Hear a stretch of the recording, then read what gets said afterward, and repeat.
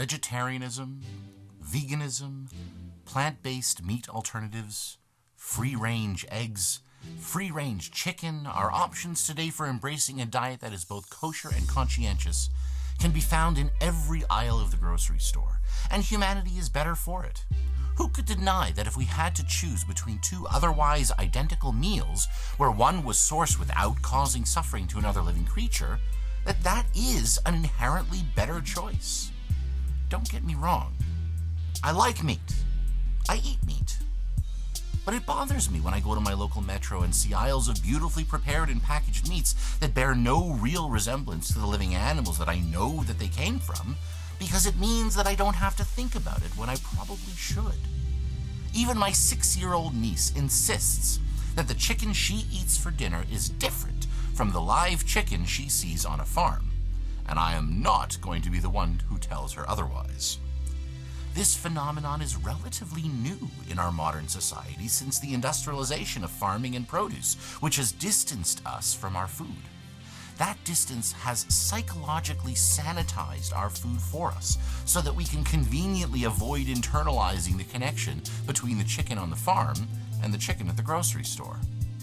According to the Torah, the last time humanity did that, there was a big flood.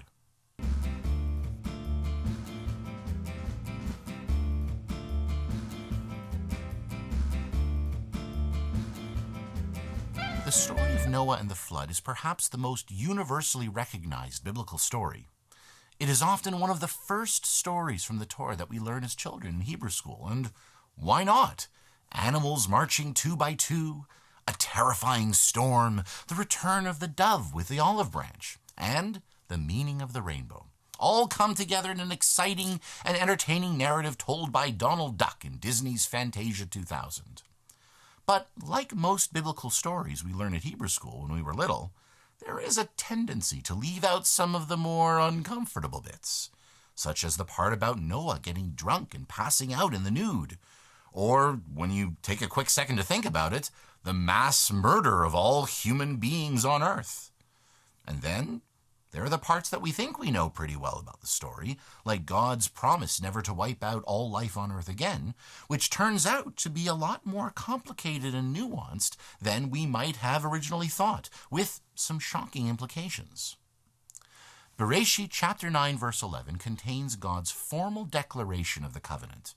V'hakimoti et briti itchem v'lo yikaret kol basar od mimei hamabul v'lo yihye od mabul l'shachet haaretz. I will maintain my covenant with you. Never again shall all flesh be cut off by the waters of a flood, and never again shall there be a flood to destroy the earth. The statement seems straightforward enough, but it's hard not to notice that God only rules out a flood as a means to destroy the earth, but says nothing about other means of destruction, such as meteors or volcanoes or nuclear war for that matter. But it gets even more interesting when we include the other 18 verses that the Torah uses to more fully explain what this covenant really involves, including this oddly placed rule for mankind.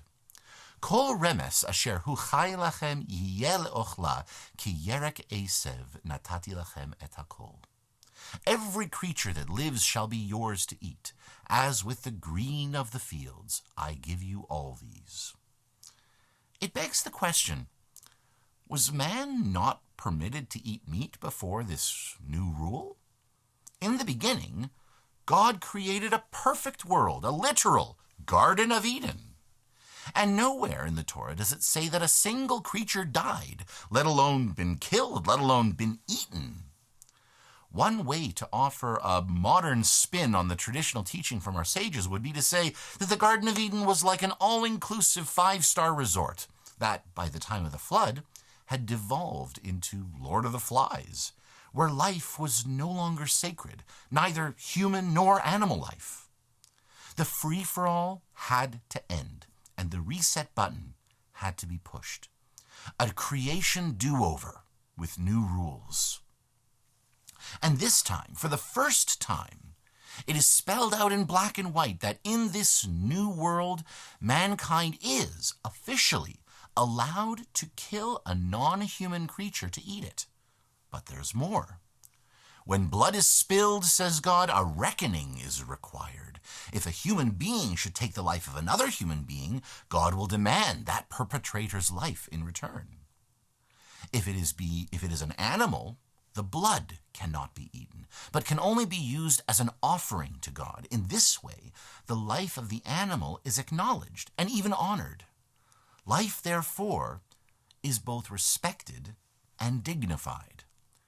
As Jews, we know all too well what humanity is capable of when the world starts believing that life is cheap.